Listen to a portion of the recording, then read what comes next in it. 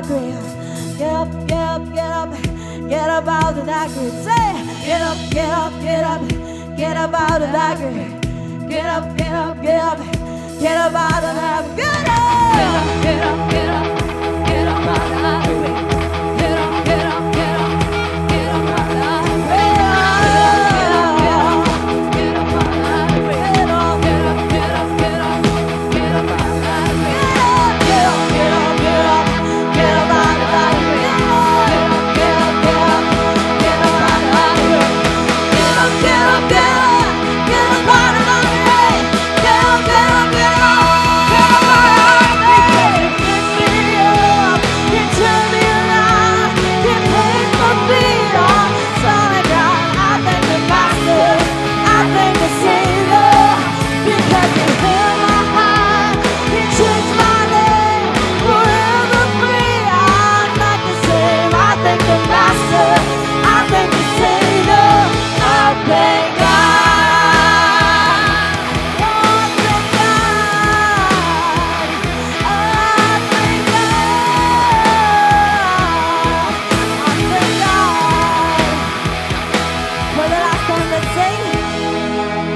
Sing this part. Are you ready? Because you picked me up, you turned me around, you placed my feet on top. I thank the Master, I thank the Savior, because you healed my heart, you changed my name, forever free. I'm not the same. I thank the Master, I thank the Savior, I thank God. Let's continue to praise God. Let's give our best to praise Him. Napakasarap pong umawit sa Panginoon. Wala po tayong ibang gagawin kundi purihin Siya, to praise Him, to glorify His name. Let's sing!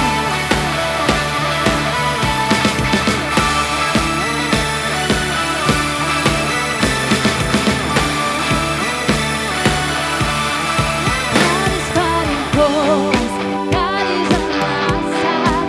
He has overcome us. He has overcome. We will not be shaken. We will not be moved. Jesus, you are here.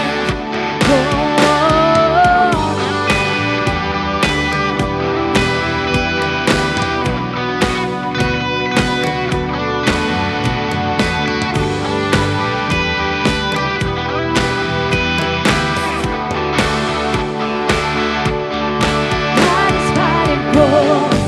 God is on our side. He has overcome us. He has overcome.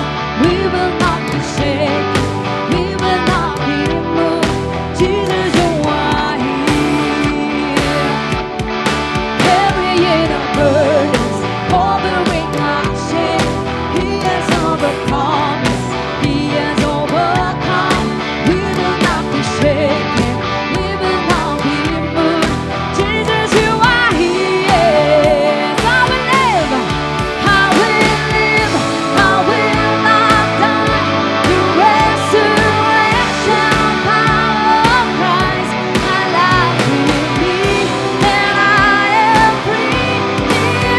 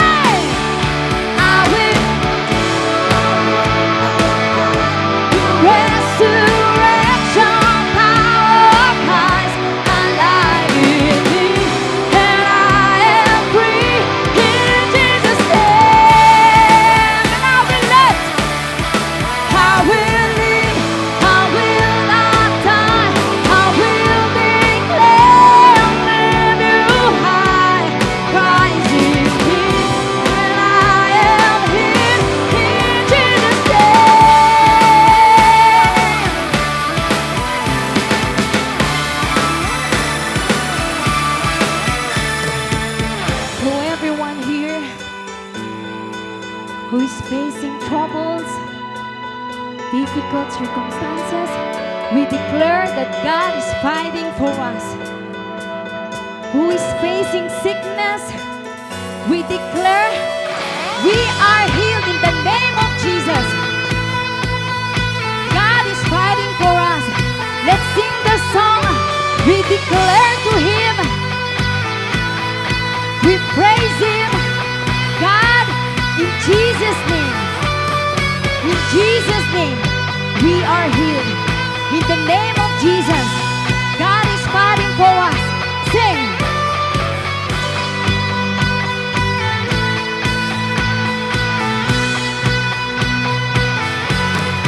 God is fighting for us, pushing back the darkness, lighting up the kingdom that cannot be shaken.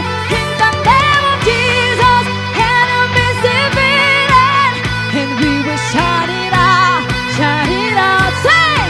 God is fighting for us, pushing back the darkness, lighting up the kingdom that cannot be shaken. In the name of Jesus, enemies defeated, and we will shout it out, shout it out, shout!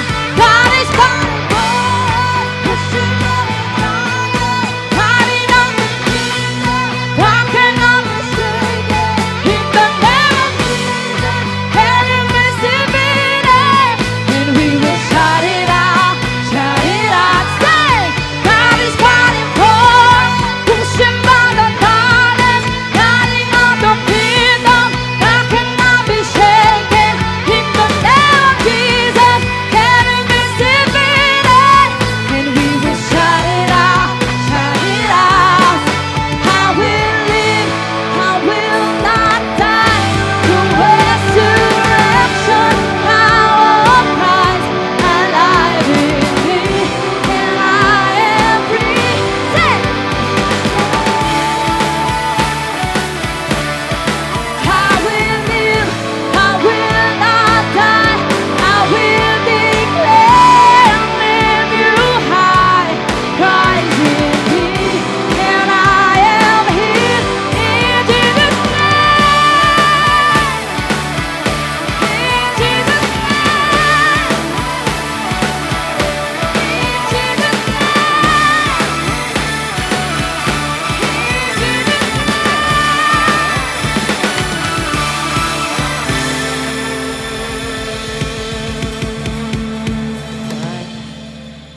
Patuloy nating awitan ng Panginoon sa umagang ito. At itong awiting ito na pwedeng mag-remind sa atin na yung simpleng pagsamba hindi sa tao, hindi sa kantang ito, kundi sa Diyos lamang. Alam mo, ang pinaka-importante na tinitignan ng Diyos ay yung puso natin, yung tunay na pumupuri sa Kanya. At sa mga oras na ito, samahan mo kami at patuloy natin siyang bigyan ng papuri sa awiting ito.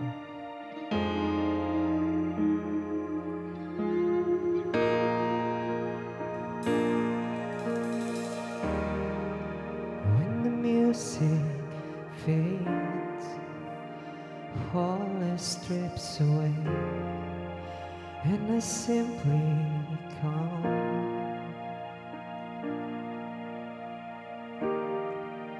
Longing just to bring something that's right that will bless your heart. I'll bring you more than a song, for a song in itself is not what you have required. You search much deeper within, through the way things have been, you're looking into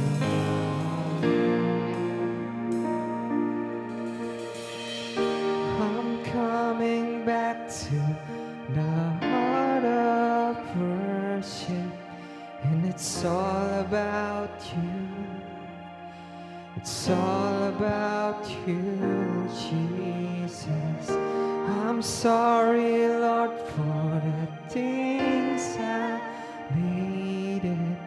When it's all about you, it's all about you, Jesus.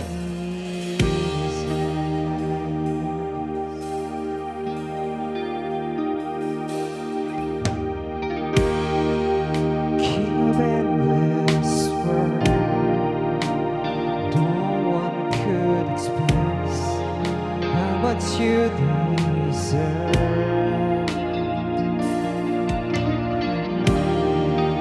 Don't break it for, and all life is yours, every single breath.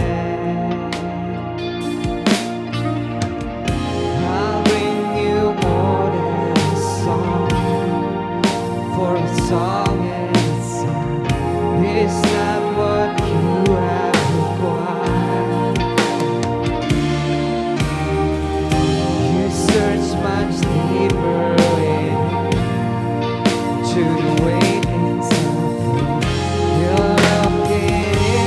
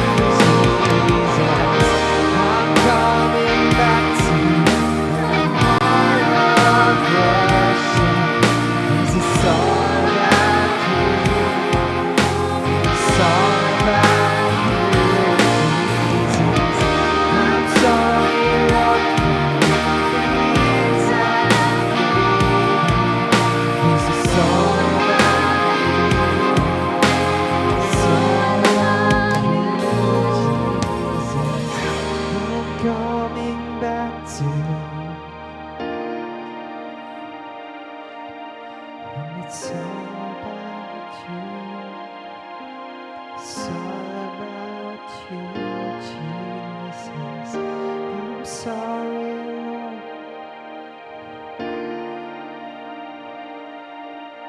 Yes, it's all about you. Yes, it's all about you, Jesus.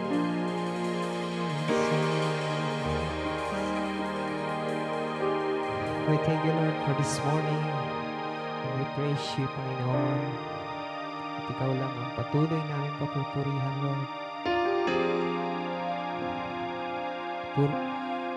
Search our heart, Panginoon. Na ikaw titignan namin, Lord.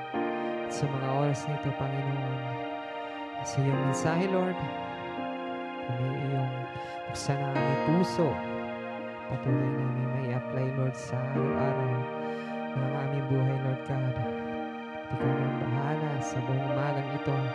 At ang papuri sa iyo ay tinatas namin sa Panginoon ni Jesus. Amen.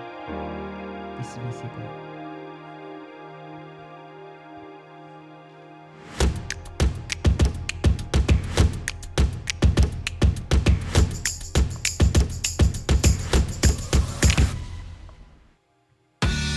Hey there, I'm Cha, and I'm so glad you're here. Welcome to Life Point Church. Thank you for taking the time to join our live worship experience. In just a bit, the band will play another song. While they play, we'd love for you to fill out a connection card. It's inside the envelope you received when you arrived. Feel free to share your name and any other details you're comfortable sharing. Your information will stay private, and don't worry, we won't show up your door unexpectedly. We'd also love the opportunity to pray for you. If you have any prayer requests or want to share an answered prayer, just write it on the back of your connection card. Thanks again and enjoy the music.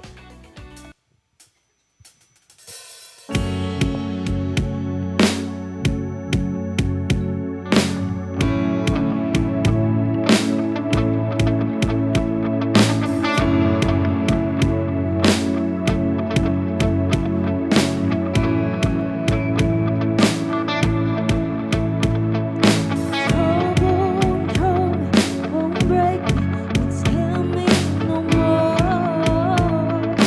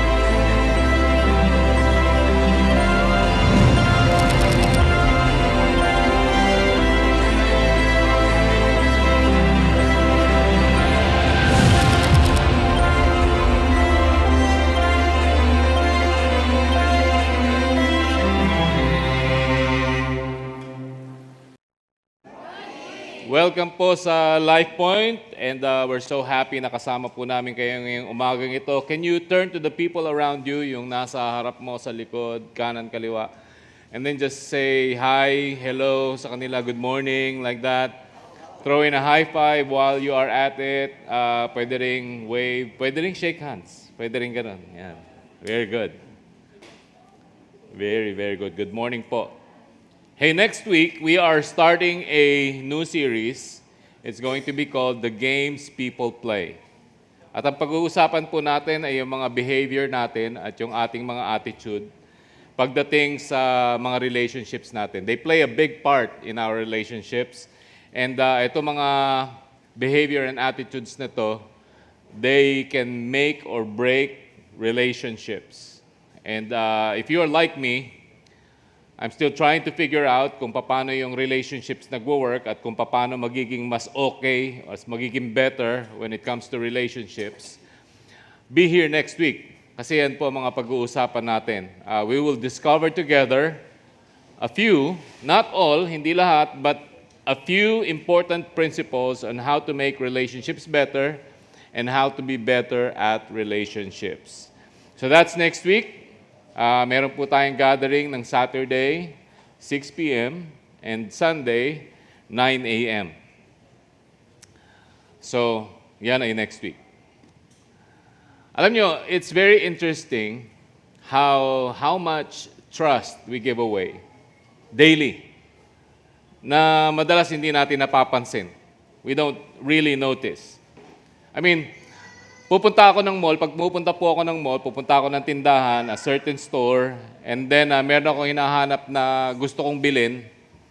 Pag hindi ko alam kung ano yung gusto kong bilhin or kung hindi ko alam kung eto na yung mismong bibilin ko, hingi ako ng tulong sa sales attendant. Tapos, yung sales attendant, sasabihin niya sa akin kung ano yung produkto, kung saan mahanap yung produkto, kung ano yung details about the product. And later on, napapansin ko na lang, nandun na ako, pipila na ako, babayaran ko na yung product. I don't go, kunyari, pagdating doon sa may sales attendant, hindi ko sasabihin sa kanya na, teka, bago kita pakinggan, bago ko paniwalaan yung sinasabi mo, sabihin mo muna sa akin, saan ka galing, saan ka nag-aral na school? No, I don't do that. I just trust the person. I just tell her, I just listen to her or him, and then I trust them, and then maya-maya nagbabayad na ako nung product. Hindi ko na-notice, I'm trusting the person. I travel on planes. Not a lot, pero I travel some.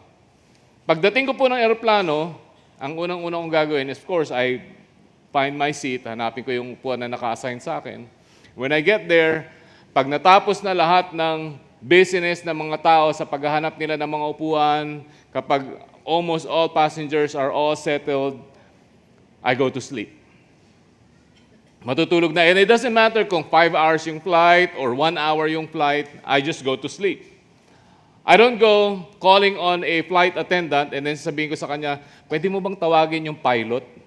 Kasi kailangan kong malaman kung certified ba siya na paliparin itong klase ng eroplano na to. At gusto ko ring malaman kung ilang hours na siyang nagpapalipad na ganitong klaseng eroplano bago ako matulog. I don't. I just trust that the airlines did their job in hiring a good pilot para dun sa kanilang eroplano. And then I go to sleep. How many of you take the bus or the jeepney or tricycle? Pag nagko-commute tayo, pag pumupunta tayo sa mga lugar-lugar, huwag kayo mahiya, taas nyo lang po yung kamay nyo. Yeah. Yung iba sa atin talagang walk, lakad lang, ganun. Yeah. Well, when we take the tricycle or the bus or the jeepney, hindi mo naman ginagawa na sasabihin mo, Manong, sandali, patingin nga muna ng lisensya mo. Gusto ko lang malaman kung meron ka talagang lisensya. Or tatanungin mo ba sa kanya, gaano ka na ba katagal nagda-drive? Or you don't say, meron ka bang asawa, meron ka bang anak, meron ka bang pamilya? Kasi kailangan ko malaman bago ako sumakay doon sa may sasakyan mo. No, you don't. You just trust that the driver will take you where you want to go, and then pag nakarating ka na doon sa may lugar, kung saan ka pupunta, bababa ka. Tama? That's it. You trust the driver. But I don't have to remind you, kailangan magbayad ka bago ka bumaba. Bawal lang 1, 2, 3. Sino sa inyo nag-1, 2, 3? Ako nag-1, 2, 3 ako dati. Nung estudyante ako, nag-1, 2, 3 ako. Ang style ko dati, kasi di ba, maliit lang yung baon namin, tapos sa Manila kami nag-aaral. Upo ako doon sa may dulong-dulo. Sa IB nag-1, 2, 3 ka, alam mo rin. Tapos magtutulog-tulugan ka doon, di ba? Tapos, okay, doon ka sa may likod ng driver, kasi ikaw yung nag-aabot. Tinuturuan ko kayo kung paano madali mag-1, 2, 3. But I did that when I was younger. Another thing is when you go to the doctor. Di ba, pag pupunta ka na hospital because you're not feeling well, medyo meron kang problema, punta ka sa doktor, sabihin mo doon sa doktor kung anong problema mo. And then yung doktor, ang gagawin niya, he will write you a prescription.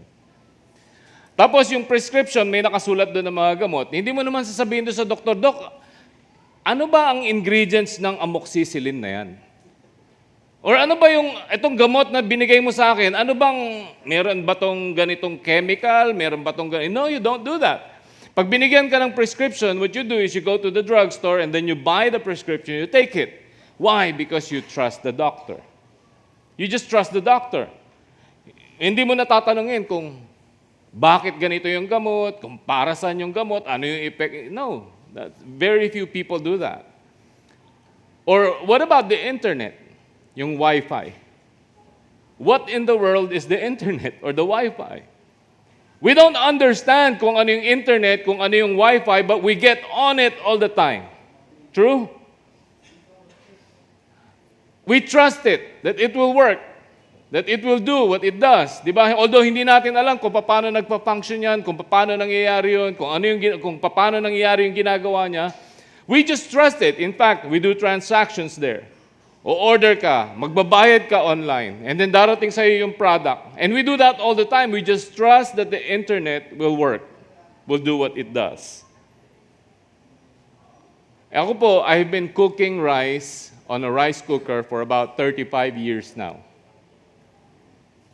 Hindi ko tinanong. Never kong tinanong kung paano nagwo-work yung rice cooker. Never. Lalagyan ko ng kanin, hugasan ko, lalagyan ko ng tubig, and then I just trust that the rice cooker will cook the rice. So much trust that we give away every day. Sometimes we don't even ask, basta nagtitiwala lang tayo. There are things that you trust even when you don't understand. And there are things that you will trust even if you will never understand. Pagdating po sa faith journey natin, there will be moments where you will be required to trust even if you don't fully understand. Sa pagsunod natin kay Jesus bilang Kristiyano, there will be times when you will need to trust even when you don't fully understand. Magtitiwala ka. Whether you're just starting in your faith or medyo matagal ka na sa iyong faith journey, there will be times when you don't understand, but you will need to trust. Diyan po pag-uusapan natin ngayong araw na to. Etong sa last episode ng ating series na Questioning Jesus. Throughout the ministry of Jesus Christ, in-encourage ni Jesus ang dialogue. In-encourage niya yung mga tao na magtanong sa kanya ng mga questions, and He answered the questions from different people groups throughout the gospel. And this is why maraming mga tao ng panahon niya, ang tawag sa kanya ay rabbi. It's the Hebrew word for teacher. He would answer questions from students, from His students. Yun yung mga disciples niya. He would answer questions from people who are genuinely just looking for answers. Yun yung mga seekers. And He would even answer questions from religious leaders, the Pharisees, the experts of the law. Alam na nila yung sagot, pero nagtatanong pa sila. They're not really interested kung ano yung sagot ni Jesus Christ. They're just interested in finding fault in Jesus Christ. Magkamali ng sagot si Jesus Christ so that they can get Him out of their way. But even though Jesus encouraged dialogue, sometimes He would answer a question with another question. Dahil gusto niyang malaman yung motive ng question or gusto niyang malaman yung motive ng tao nagtatanong ng question. Or sometimes he would do that just to encourage thinking. He encouraged dialogues. And Jesus was recorded to have asked questions in the gospel, throughout the gospel, for about 300 times, more or less 300 times. Today we're going to be in the Gospel of John, particularly sa chapter 6. And we will see Jesus unpack something significant to His disciples. At kung ikaw ay follower ni Jesus, this is significant to you also. So to put some context leading to this moment, merong dalawang miracles na ginawa si Jesus Christ.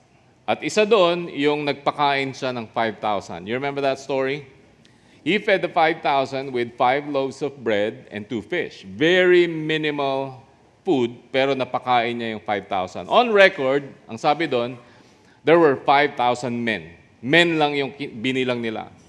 But if they counted the women and if they counted the children together with the men, there will be probably more than 10,000 people na pinakain ni Jesus out of the 5 loaves of bread and 2 fish. 5 loaves, ibig sabihin yung parang ganyan. Yun yung imagine yung gardenia, di ba? That's 1 loaf of bread and then hinati-hati na ganon.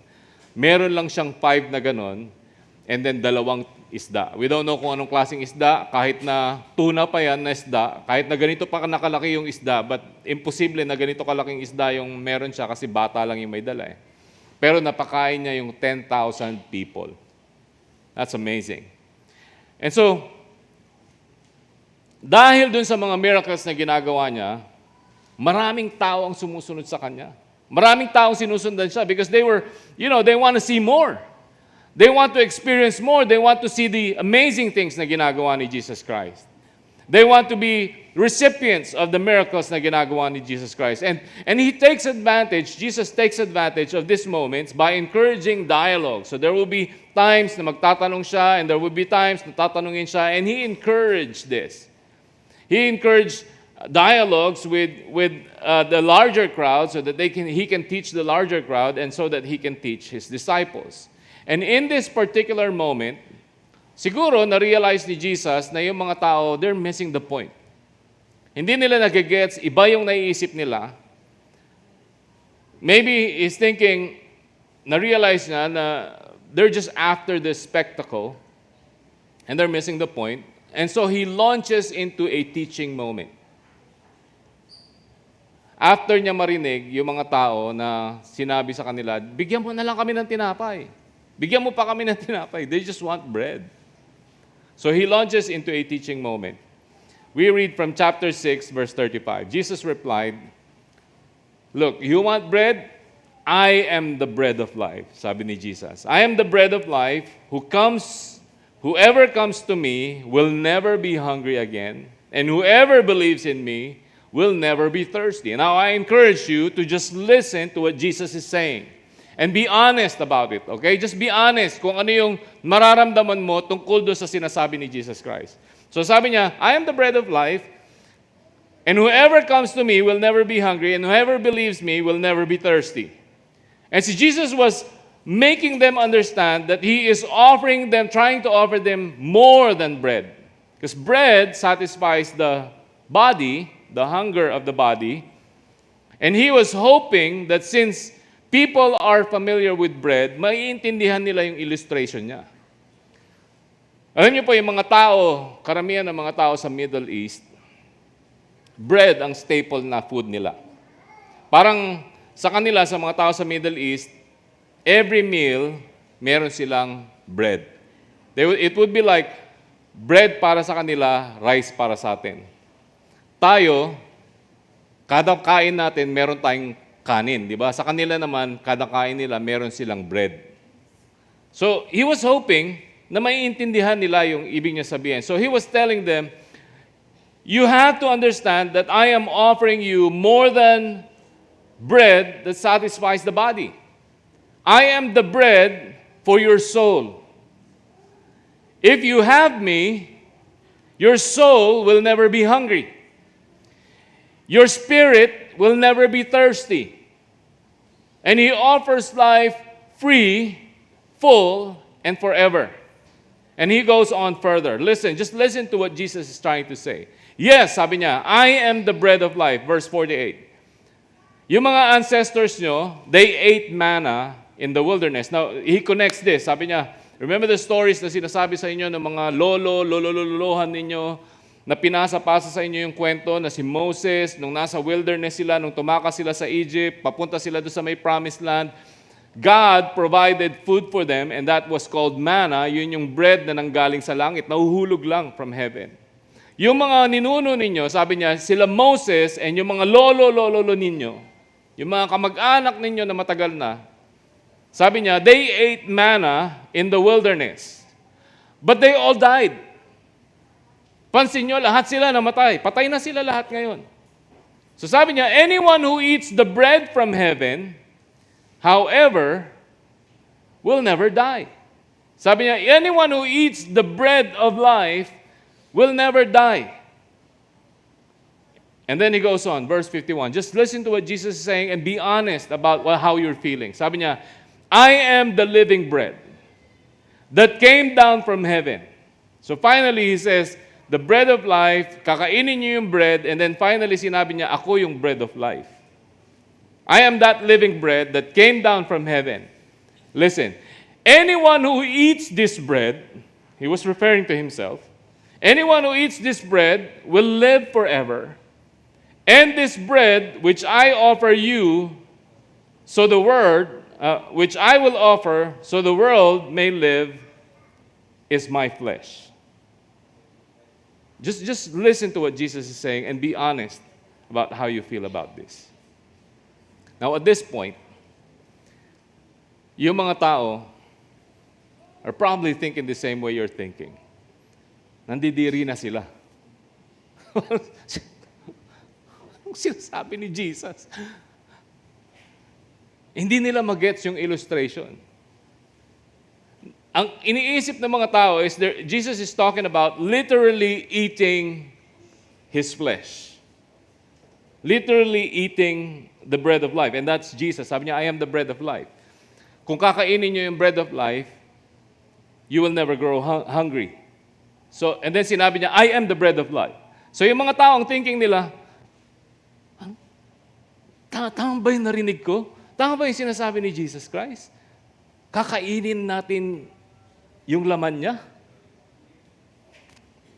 And to the Jewish culture, sa dami-dami ng mga rules nila about purity and blood and,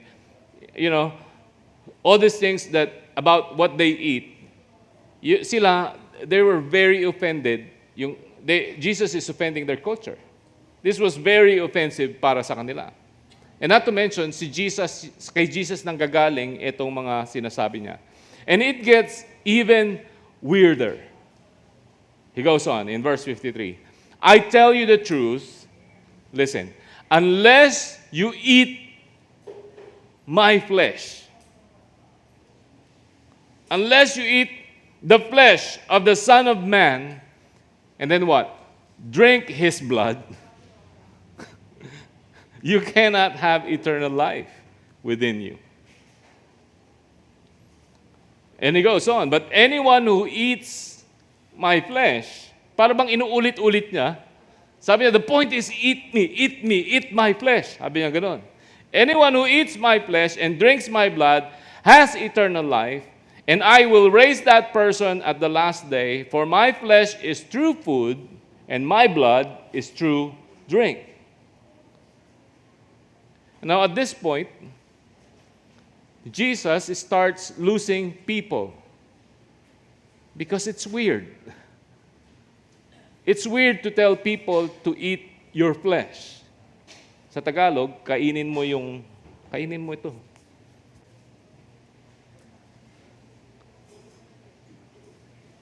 Kung Pilipino yan, marami sa atin ang pipiliin natin yung pisngi, di ba? Kasi pansisig yun eh. But can you imagine that? Di ba kadiri? Hindi naman sila, parang iniisip nila, hindi naman kami, cannibals ba kami? Yung tingin ni Jesus Christ sa amin, kakainin namin yung kapwa namin tao. At this point, people were leaving. He was losing followers. I mean, people were saying, we enjoy the miracles, pero anong sinasabi? What are you saying? Eat your flesh, drink your blood? What are you talking about? But Jesus, of course, didn't mean that literally. It was a metaphor. It was an illustration. Ang sinasabi ni Jesus is that whenever you take me into the innermost part of your being, you will find satisfaction unlike anything else. Whenever you take me into your innermost parts of your being, in the innermost parts of your being, you will find life now and forever. But people didn't get it. Actually, si Jesus, ang sinasabi niya is, he was talking about the sacrifice na gagawin niya. That's futuristic. That will happen in a few days, in a couple of days. But hindi pa nangyayari yun, so people just don't know what he's talking about. They don't have a context. They don't understand it. And so people are leaving. They're leaving. His disciples, not the 12 disciples, but the larger crowd ng kanyang mga followers, unti-unting umaalis. And not only a few left, but hundreds probably left. Many people left Jesus Christ. In fact, in John chapter 6, verse 60, sabi niya rito, many of his disciples said, this is very hard to understand. Don't you agree? Don't you agree? I mean, if I were there, I would say the same thing. Sabi ko, ang hirap naman nito intindihin. Sabi niya, how can anyone accept this? How can anyone accept this? Verse 61, and Jesus was aware that his disciples were complaining, so he said to them, to those people who are there, or probably thinking of leaving too, sabi niya, does this offend you? Does this offend you? Does this hurt you? Does this surprise you? Is this so uncomfortable para sa'yo? Is this too difficult? Is it too shocking? Jesus is not surprised, so he confronts them. And at this point, verse 66, at this point, many of his disciples turned away and deserted him. Many, not few, left him and literally unfollowed Jesus. It was too difficult, too uncomfortable, too strange, too weird. They turned away and stopped following Jesus. Now, of course, we don't know kung ano yung reaction ng mga 12. We're left to speculate. And I can just imagine kung ano ang ginagawa ng 12. They're probably thinking, man, ang tagal natin na pinaghirapan, na dumami yung followers ni Jesus, and ang sabi niya, hindi siya magiging weird, tapos ganito yung sinabi niya, nandyan pa naman yung best friend ko, in-invite ko pa naman siya, yung classmate ko, niyaya ko pa naman, yung kapitbahay ko nandyan, sigurado pag uwi nila, pag-uusapan nila ako. That's weird. It's weird. Everything na sinabi ni Jesus Christ was weird. And then Jesus turns to the 12. And he asked them a question. And this was the question. Sabi niya, are you also going to leave? Aalis din ba kayo? He turns to the 12. After many people left and decided to unfollow Jesus Christ, he turns to the 12 and then sabi niya, aalis din ba kayo? Are you also going to leave?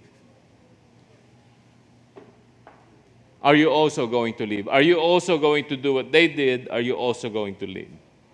And this question captures the attention of the 12. Because nandun sila when they were gaining a crowd. You know, they were there when Jesus started. And parami yung mga followers ni Jesus Christ. Parami yung mga nakakarinig kay Jesus Christ. They were there. And they were excited. And they were really hopeful They're building a crowd, and they're finally going to do what they want to do. They're finally going to accomplish what they think they were going to accomplish. And they were also there now, watching people leave. Not only a few, but many people left. Yung iba doon, mga kaibigan nila. Yung iba doon, mga kamag-anak lang. And they were hoping na sana hindi sila umalis, but they left. And then Jesus turns to them and He asked them, are you also going to leave? Aalis din ba kayo? I know this question gets really personal. Even personal to me, even personal to us. It's a question that at some point in your faith journey, kailangan mong harapin. Are you also going to leave? It's got to be personal sa'yo. Are you also going to leave?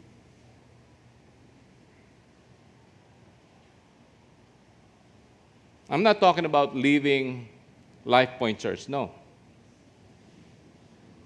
But are you also going to leave Jesus?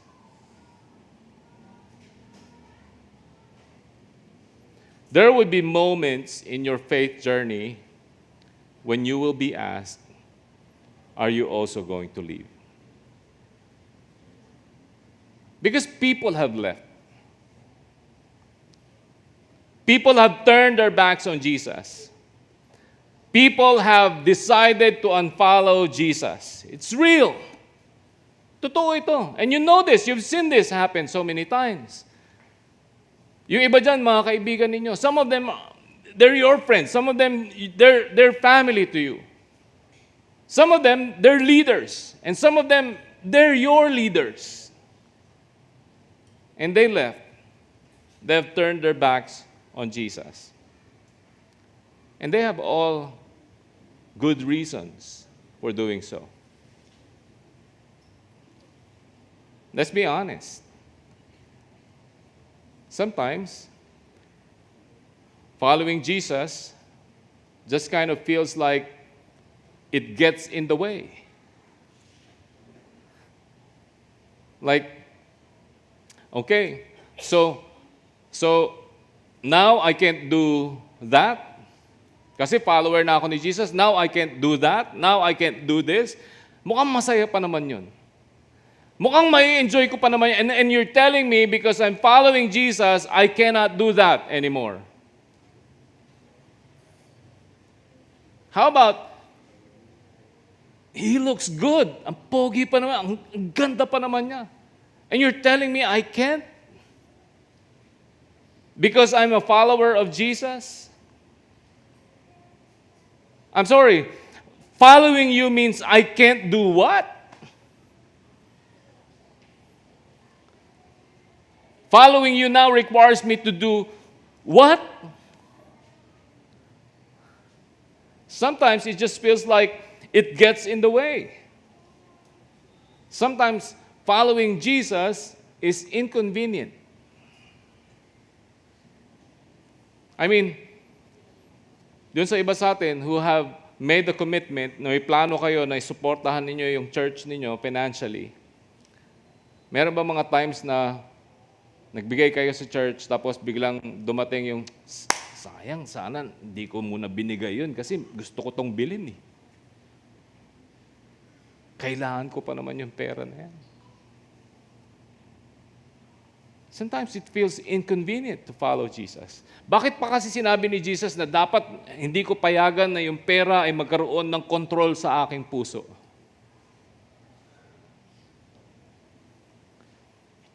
What about choosing integrity when it costs you?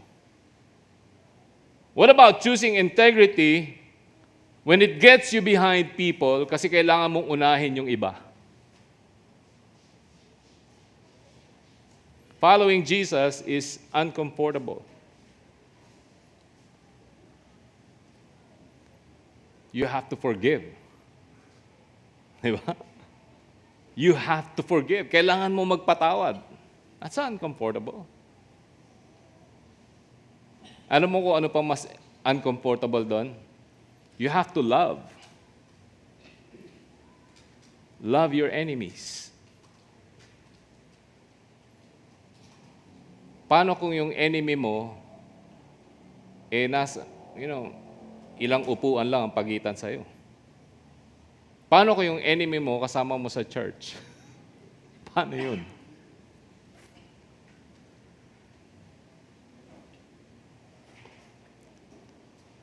Deny yourself.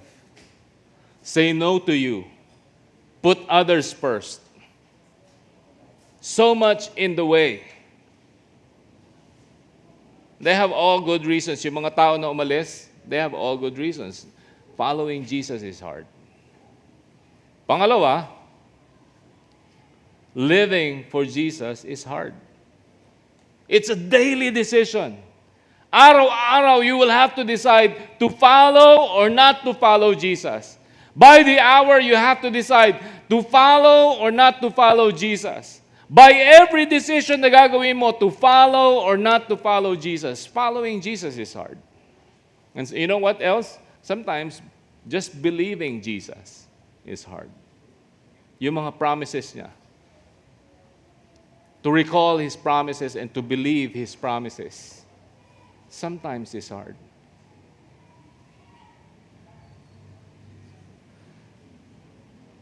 And some of you might be tempted,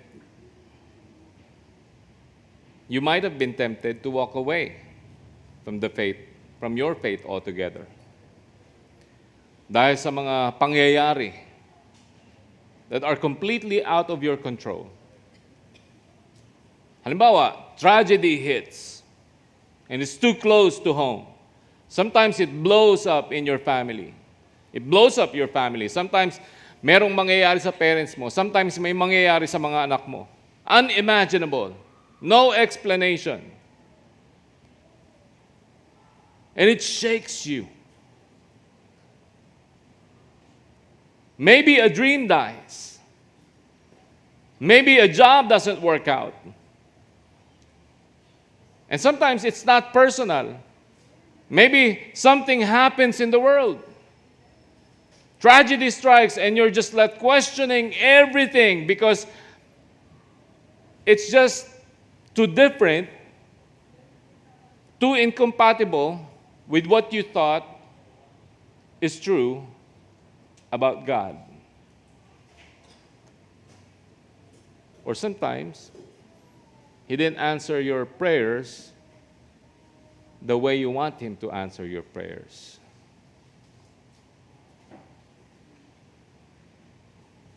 Or maybe you're faithfully obeying God, and as you're doing this, you're expecting favorable outcome. At naniniwala ka that as long as you are faithful, that things would work out. But they don't. And we've all been there. Minsan magkakaiba lang tayo ng mga degrees. And sometimes when these things happen, doubt creeps in.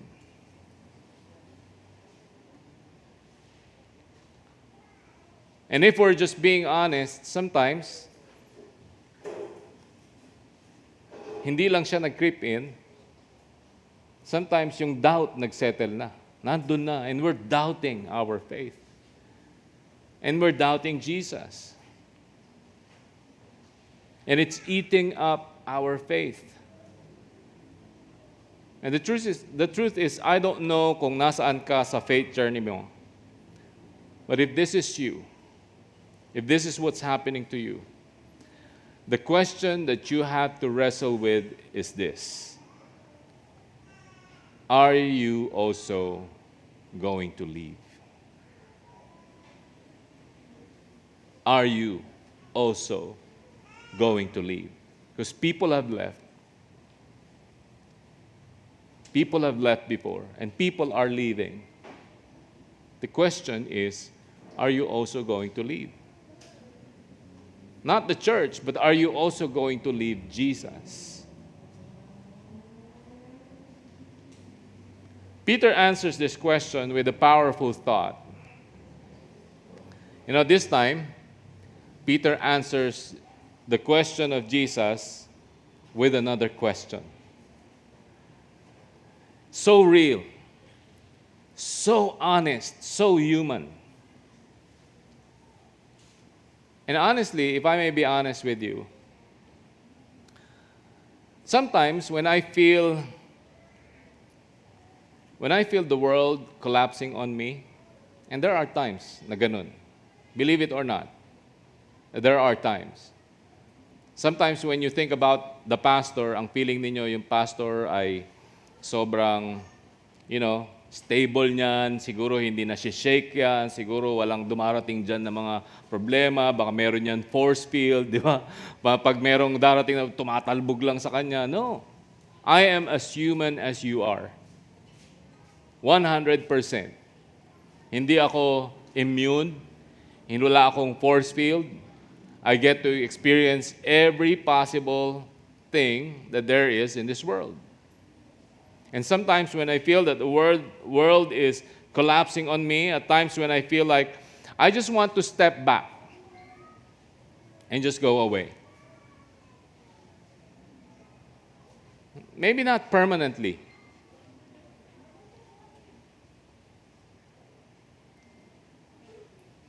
But just something in me that's telling me that I need to just step back and leave. Sometimes, lalo na, uso yun di ba? Sabi ng mga tao, ahalis lang ako, magpapahinga lang ako, hanapin ko lang yung sarili ko. Parang gusto ko nang gayahin.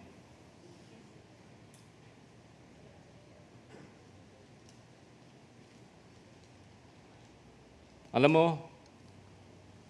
yung response po ni Peter, it puts the exact words na nasa puso ko that I just cannot express at times.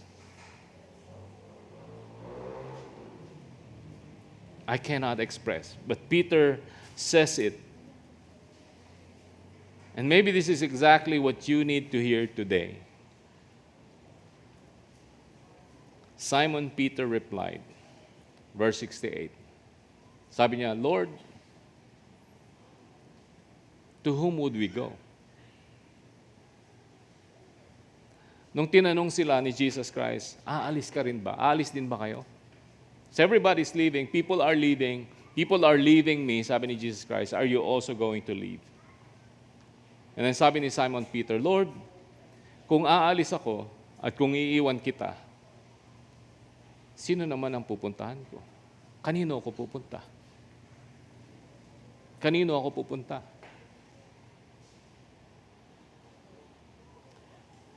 Yes, Lord, it's hard. Yes, Lord, it's uncomfortable. Yes, God, it's unexpected. Yes, Lord, everything in me is telling me to go and leave. Everything na nangyayari sa paligid ko is telling me to go and leave. But Lord, kanino ako pupunta? Kanino ako pupunta? Goes on to say, sabi niya, you have the words that give eternal life. Where would I go? To whom would I go? Lahat ng human reasons are telling me to leave. Everything that is logical in me is telling me to go. But where will I go? To whom would I go? You had the words that give eternal life. Ikaw lang, Lord. Wala nang iba. Ikaw lang ang meron yan. No one else is like you. No one has what you have. And only you have the words that give eternal life. So if aalis ako, kanino ako pupunta? Kung iiwan kita, kanino ako pupunta? And the disciples, they have seen too much. The disciples, they have heard too much. They have experienced too much, and they have grown to trust Jesus too much. That even when they don't understand, they choose to trust. They choose to trust. In this moment, ito ay naging declaration from Peter. Sabi niya, Jesus, you're the only one worth following. I cannot make sense of everything that's happening. I cannot make sense of this, but you are the only one worth building my life around. It doesn't make sense to me right now, but you're the only one worth putting my full weight, the full weight of my trust into, because you are the one that has the words of eternal life.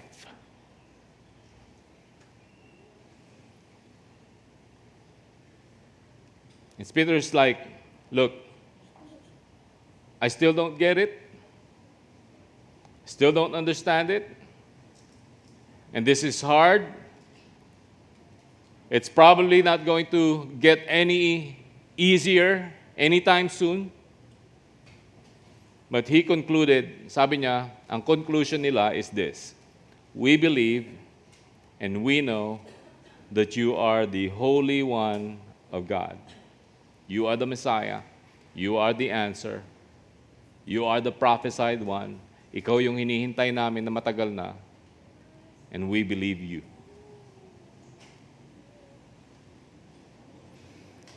The truth is, we are all going to follow someone or something. You're going to build your life around someone or something. You are going to build your life around some kind of worldview or hope. You're going to put your confidence on something. And you're going to trust some voice. And let's just go ahead and kind of get this out there and admit it. Merong mga moments when following Jesus will stretch us. It will require us to step out of our comfort zone, to step into something that is beyond you and bigger than you. And there will be moments when following Jesus will confuse you. It's just not going to make sense sa common reasoning. There's something that we're not going to be able to put together, and it's going to hit us hard, and we're going to wrestle with it.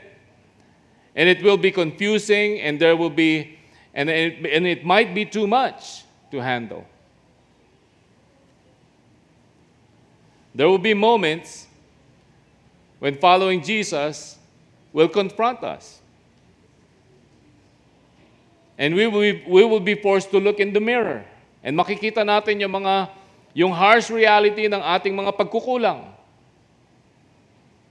Makikita natin yung mga bagay na kailangan mabago sa atin so that we can be conformed in the image of Jesus. But this will also help us to see more accurately yung grace niya para sa atin. Listen to me. But walking away from Him as a result is not the thing that will lead us to life. Let's listen to what Peter said. Sabi niya, who else has the words of eternal life?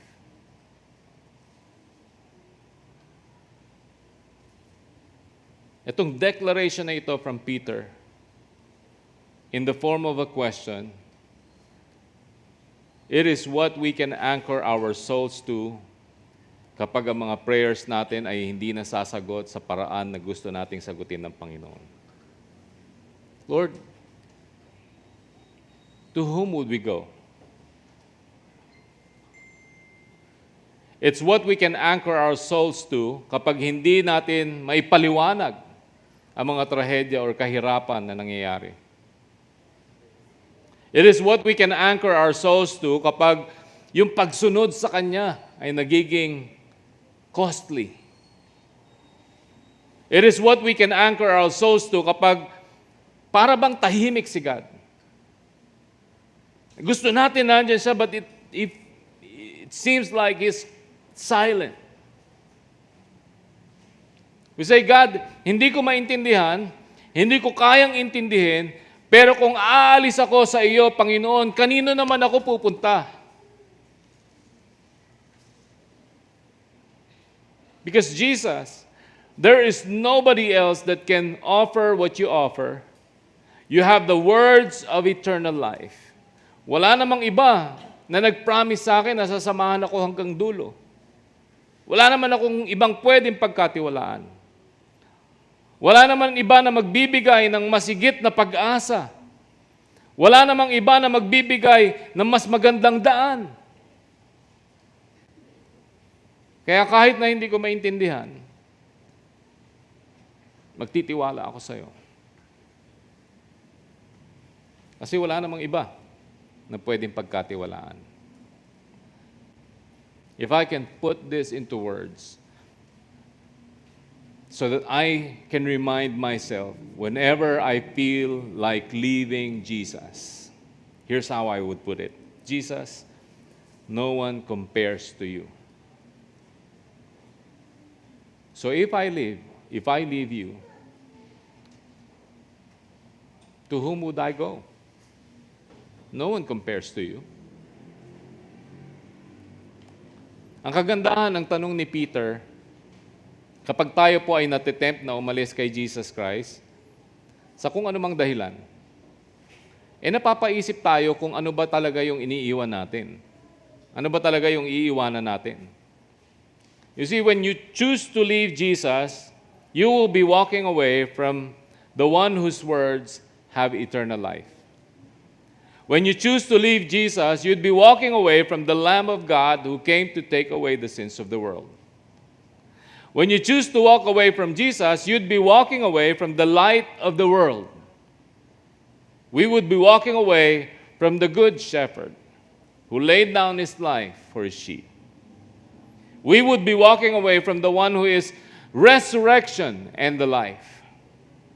We would be walking away from the one whom he had been given all authority in heaven and on earth. We would be walking away from the Son, who is the image of the invisible God, the firstborn, the preeminent over all creation, who is before all things, and to whom in all things hold together. We would be walking away from Jesus, who is the pioneer and perfecter ng faith natin. We would be walking away from the one whose name is the name by which we are saved. When we choose to walk away from Jesus, we would be walking away from the King of Kings, the Lord of Lords, the Alpha and the Omega. He is Jesus. He is Jesus. And this is why I stay. This is why you need to choose to stay. This is why we stay. This is why we follow. This is why we surrender. This is why we trust even when we cannot understand. Because to whom would we go? He is Jesus. And there is nothing that compares to Him.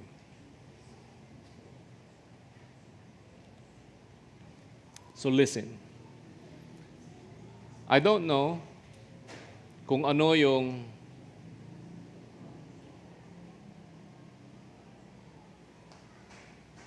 hinaharap mo sa buhay ngayon.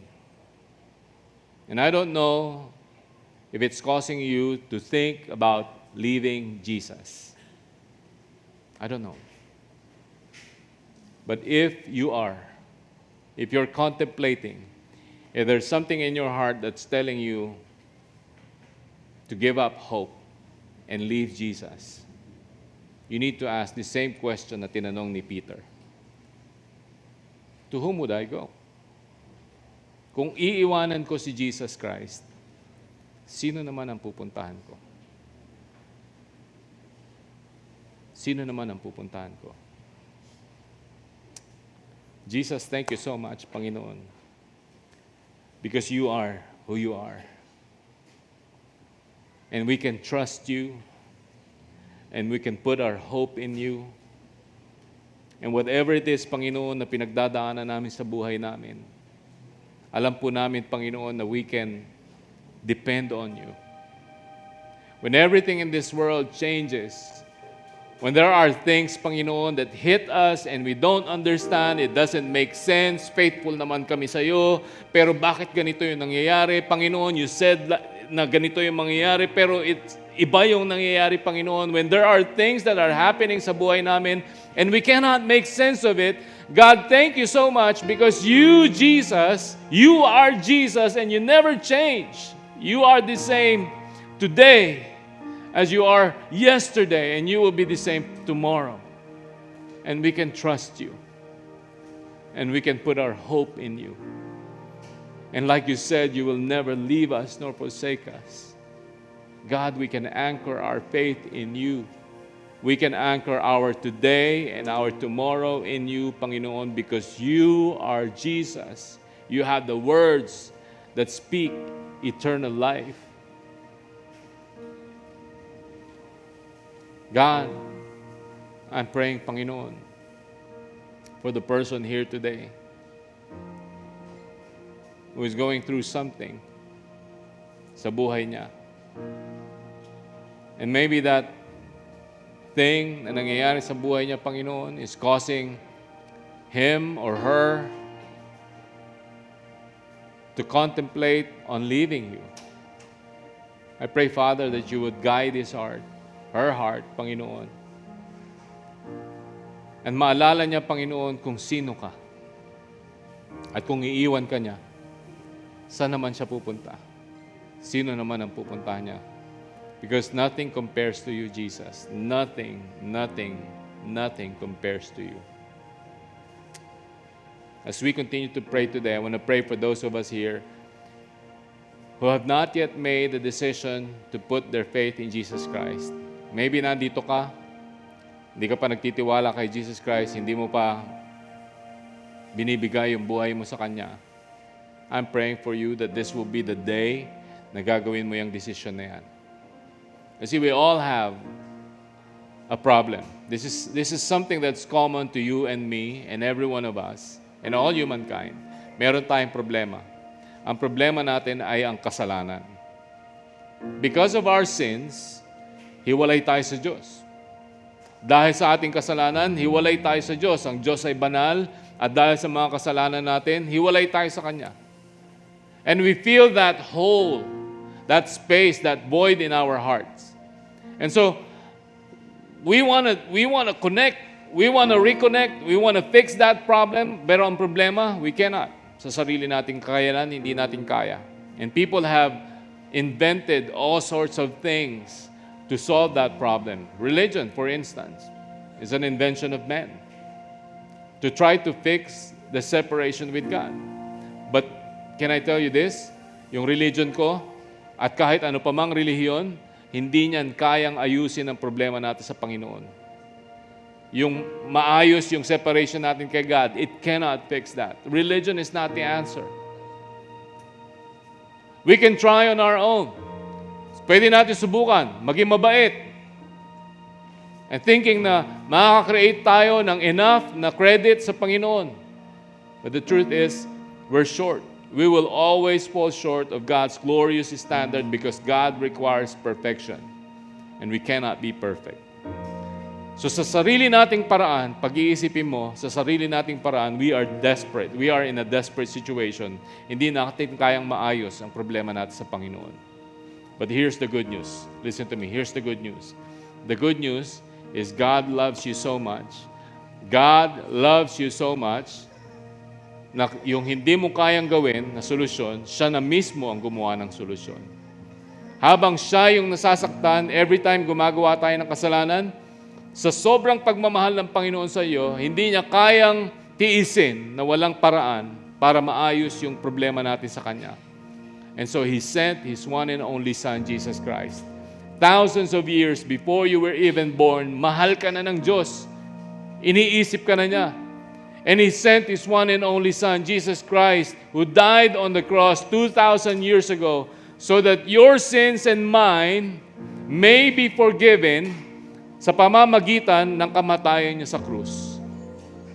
At kung mananalig ka sa Kanya, kung magtitiwala ka kay Jesus Christ, kung maniniwala ka na siya ang tagapagligtas, ang promise ng Panginoon is forgiveness para sa iyo. Patatawarin ka niya at bibigyan ka niya ng buhay na walang hanggan. Ang ibig sabihin noon, yung relationship natin sa Panginoon na sinira ng kasalanan ay muling maayos, hindi dahil sa religion, hindi dahil sa mabait ka, kundi dahil sa pananampalataya mo sa ginawa ni Jesus Christ sa krus. If you will put your faith in Him today, God will honor your decision. You can follow me in this prayer. Pray this prayer from your heart, and God will listen to you. Sabihin mo, Lord, I am a sinner. Hindi ko maintindihan, Panginoon, kung bakit mo mamahalin ang isang makasalanan na katulad ko.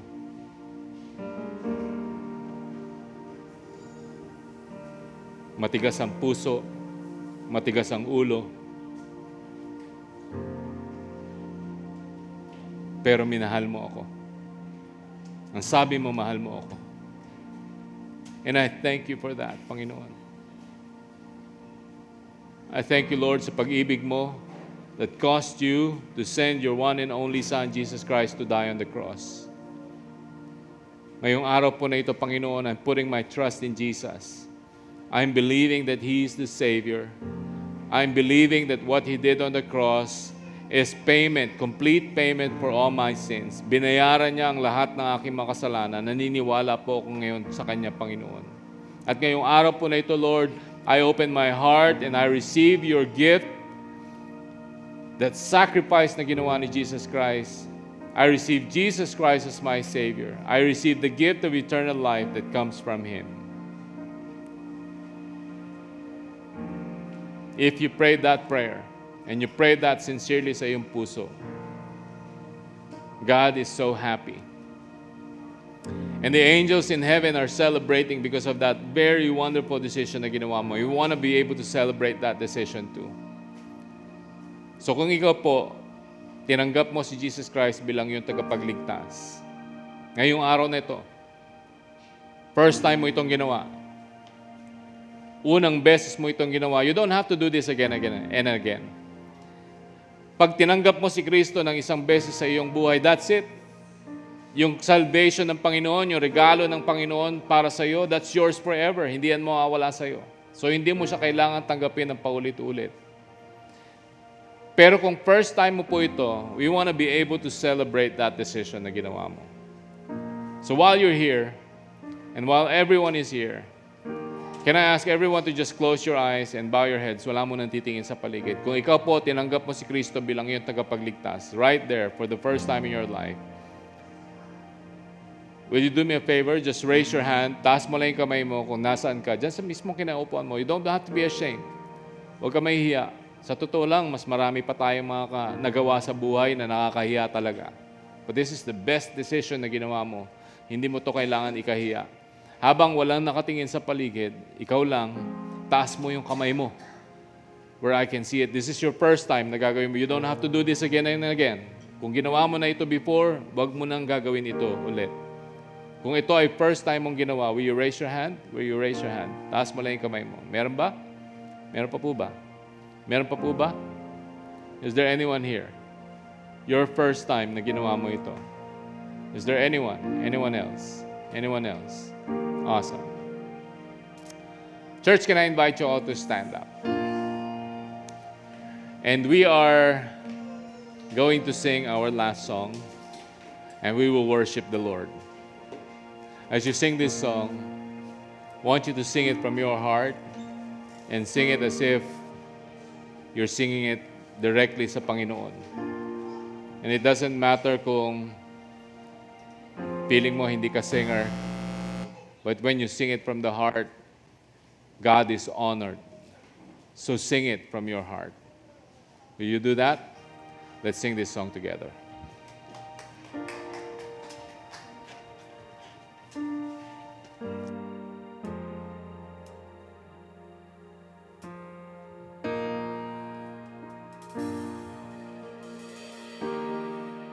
When the music fades, all strips away, and I simply come.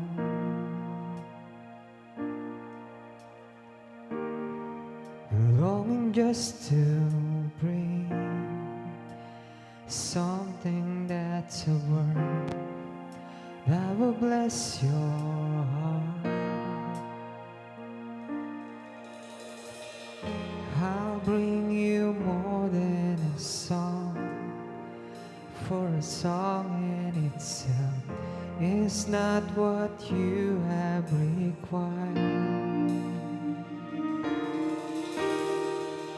You search much deeper within, and through the way things appear, you're looking into my heart. I'm coming back to the heart of worship, and it's all about you. It's all about you, Jesus. I'm sorry, Lord, for the things I made it, and it's all about you. Yes, it's all about you, Jesus.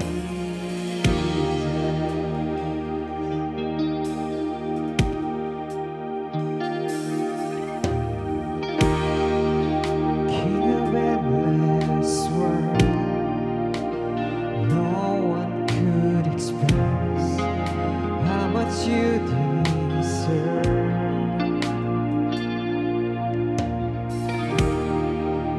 Though I'm weak and poor, and all I have is yours, every single breath.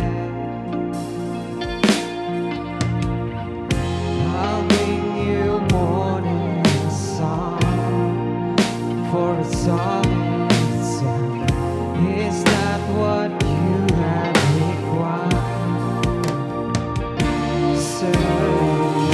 You search much deeper within, through the way things appear, you're looking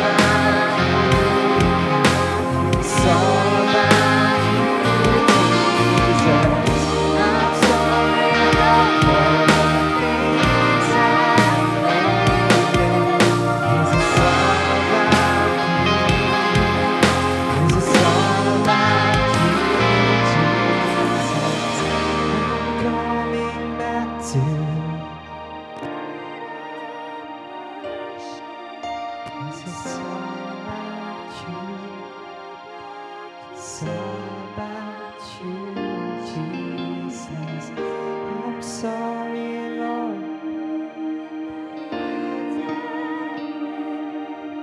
Yes, it's all about you. It's all about you, Jesus. Please be seated.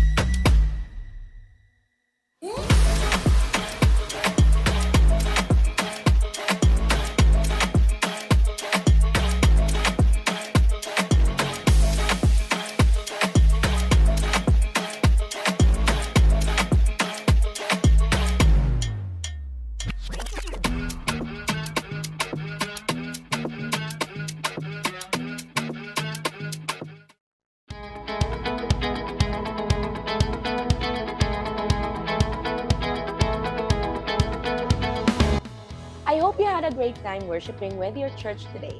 I'm Cha and I serve with the Hangouts team. My team's goal is to lead students to a growing relationship with Jesus Christ. We're passionate about creating a space where they can belong, grow their faith, and be equipped to make a difference. If you'd like to get involved, we'd love to have you. Just write the name of the team you're interested in on your connection card, and we'll reach out with more information. We gather every Saturday at 6 p.m. and Sunday at 9 a.m. on the 4th floor of DEFCO building. If you love good company, come early and connect with others before the worship experience starts. If you made the decision to accept Jesus as your Savior today, we'd love to celebrate with you. Simply check the I Accept Jesus circle in My Decision Today section on your connection card.